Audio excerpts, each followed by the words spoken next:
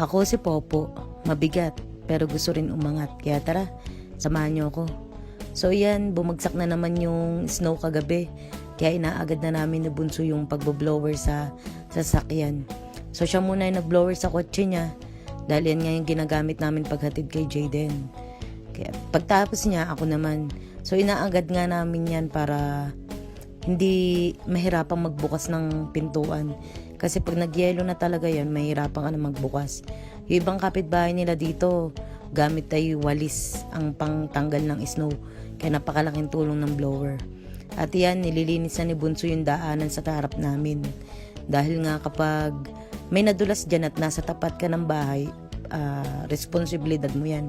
At yan, for the first time, meron ako nakitang kapitbahay. At ngayon, nasa school na kami ni Jayden. Napakahirap ng trabaho nila, oh. Nasa malamig, tapos nasa labas naggagawa. Siguro malaki sahod niyan. Ayan, puting-puti na naman, kaya bawal pa siya lumabas. Inip na si Kuya Denden.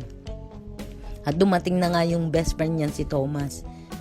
So, ayan, kasama niya si mama niya. Ang ganda ng sakayan nila, oh.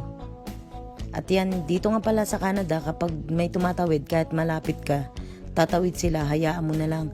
Kasi priority dito yung buhay. Kaya talagang ingat-ingat sa pagdadrive. So, ayun,